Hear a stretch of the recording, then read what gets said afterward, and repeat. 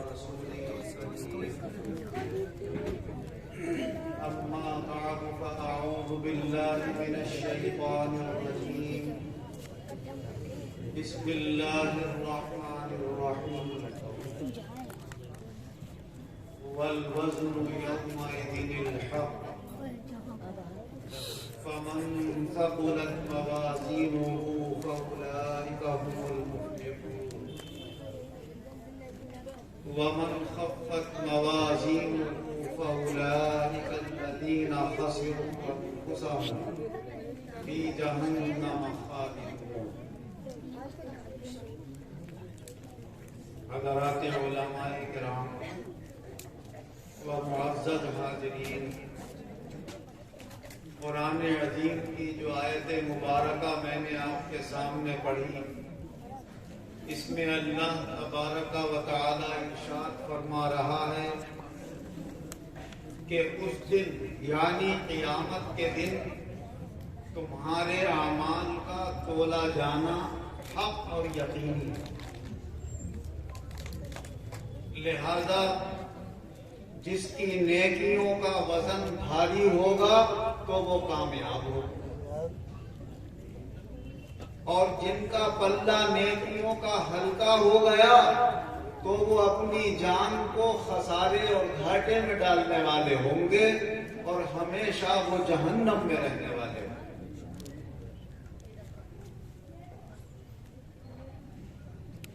یہ مبارک آیت میں نے اس مناسبت سے پڑھی کہ یہ دینی محفل ہے، قرآن عظیم کا مدرسہ ہے، اور اس کا تعلق ہماری آخرت کی کامیابی سے۔ یہ دنیا میں بچوں کا اچھے نمبروں سے پاس ہو جانا، یہ مادی یا کچھ روحانی انہیں انعامات مل جانا، یہ بھی ایک کامیابی ہے۔ اسی طرح اسکول اور کالجوں میں پڑھنے والے بچوں کی کامیابی وہ بھی ایک کامیابی ہے، مگر ان تمام کامیابیوں کا دار و مدار صرف اس دنیاوی زندگی کے ساتھ ہے، اور جو دین کی کامیابی ہے، قرآن عظیم سیکھنے اور سکھانے کی کامیابی ہے، یہ کامیابی ہماری آخرت کی اور ہمیشہ باقی رہنے والی کامیابی ہے۔ اللہ تبارک و تعالی کا کلام عظیم جو بچے پڑھ لیتے ہیں اور روزانہ اس کو تلاوت کرتے ہیں،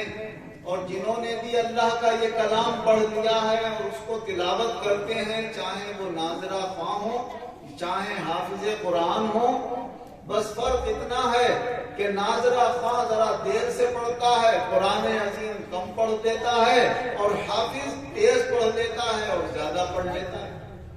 اور خاص طور سے رمضان المبارک کے مہینے میں جب اسے تراویح میں قرآن پاک سنانا ہوتا ہے تو اس کو یاد کرنے کے لیے وہ دن میں ایک پارے کو کوئی 3 بار دیکھ لیتا ہے، کوئی 4 بار دیکھ لیتا ہے، کوئی 5، 6 اور 7 بار بھی دیکھ لیتا ہے، اور ایک حافظ قرآن رمضان المبارک کے مہینے میں 7 اور 8 قرآن پاک تلاوت کر لیتا ہے۔ کہاں 7، 8 قرآن پاک؟ نبی اکرم صلی اللہ علیہ وسلم تو یہ فرماتے ہیں کہ جس نے سچے دل سے پوری زندگی میں ایک بار بھی دل کے یقین کے ساتھ یہ کلمہ پڑھ لیا، اشہد ان لا الہ الا اللہ واشہد ان محمد رسول اللہ، میں گواہی دیتا ہوں کہ اللہ کے سوا کوئی معبود نہیں اور محمد صلی اللہ علیہ وسلم اللہ کے رسول اور اس کے بندے ہیں، جو یہ گواہی دل سے اور زبان سے دے دیتا ہے تو اس میں اللہ اتنا وزن پیدا فرما دیتا ہے کہ ساری زندگی کے گناہ ہلکے پڑ جاتے ہیں اور اس کا یہ ایمانی کلمہ بھاری ہو جاتا ہے۔ جب ایک کلمے کا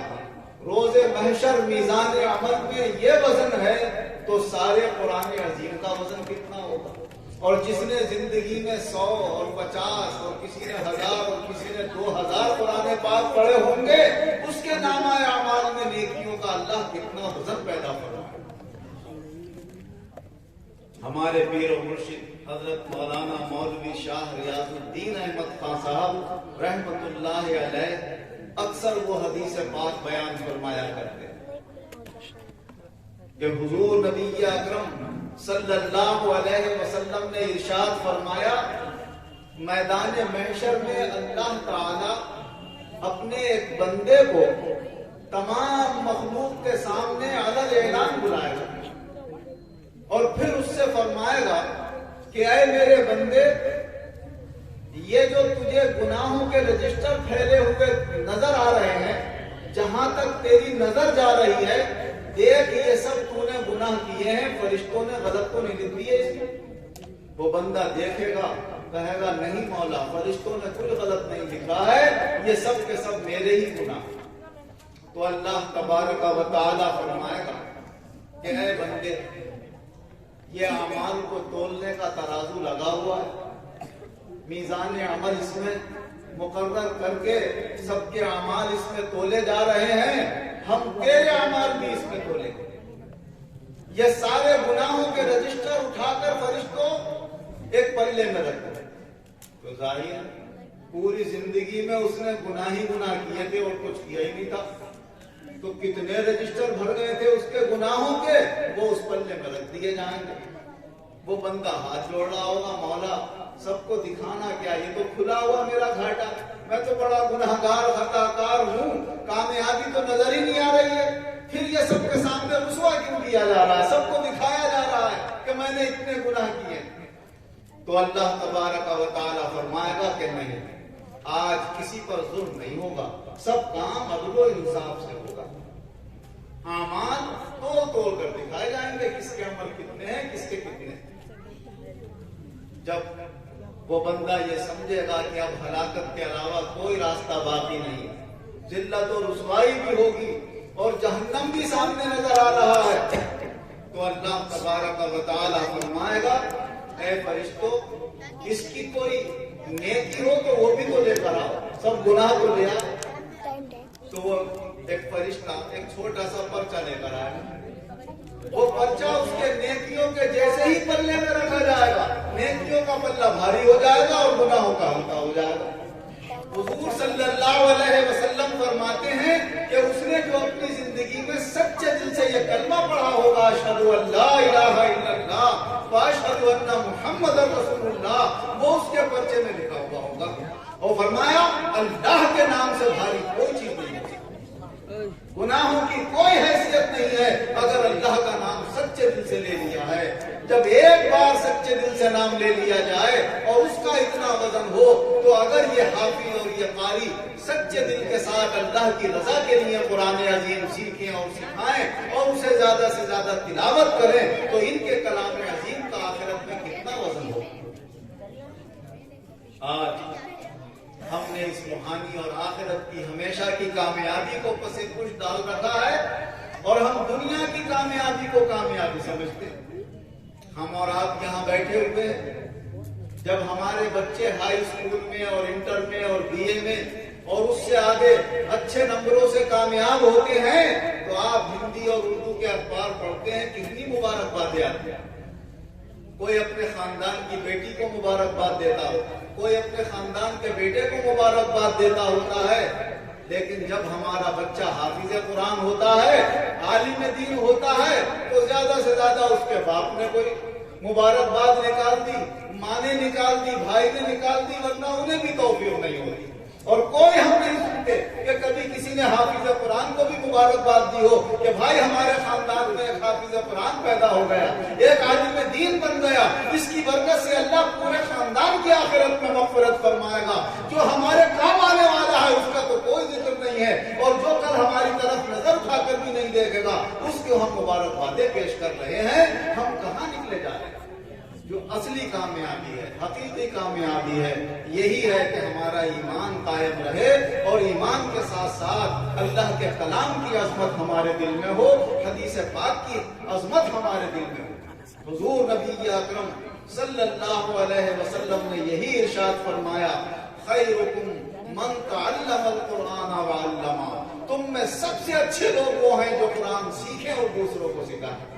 तो जिसको अल्लाह के रसूल सल्लल्लाहु अलैहि वसल्लम बयान फरमाएं कि वो सबसे अच्छे हैं, उनके मुकाबले में कोई कितनी डिग्रियां दे दे, कितने सर्टिफिकेट दे दे कि ये सबसे ऊंचा है, ये सबसे कामयाब है, ये ऊंची डिग्री वाला है, अल्लाह के रसूल के मुकाबले में उसकी डिग्री नहीं हो सकती। हमारे रसूल ने डिग्री दे दी हाफिज कुरान को, कुरान सीखने वाले और सिखाने वाले को, कि सबसे बेहतर है तो ये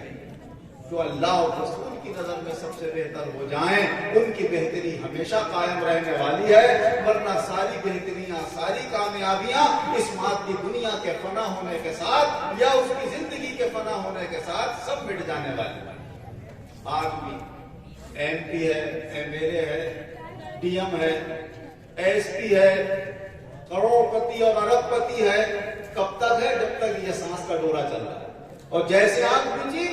न उसका कोई ओहदा काम आने वाला है, न उसकी कोई दौलत काम आने वाली है, मगर हाफिज कुरान जब तक जिंदा है अल्लाह के कलाम से मजे ले रहा है, और जब आंख मिचती है तो कब्र में कुरान उसका काम आता है, मैदान महशर में काम आता है। उसकी दौलत ना यहाँ फना होती है और ना आखिरत में फना होती है। बाकी सारी दौलतें इस दुनिया की हद तक रहकर फना हो जाती हैं और आखिरत में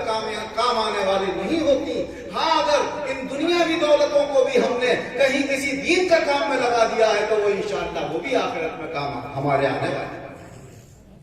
आखिरत सब कुछ है और ये आखिरत के ही लिए सारी महफिलें हैं, आखिरत की ही सारी तैयारियां हैं। इन तैयारियों के लिए हम अपने बच्चों को इस लाइन के ऊपर भी लाएं, और अगर हम अपने बच्चों को दीनी तालीम नहीं पढ़ा पा रहे हैं या किसी के बच्चे नहीं हैं तो कम से कम इन दीनी मदारिस की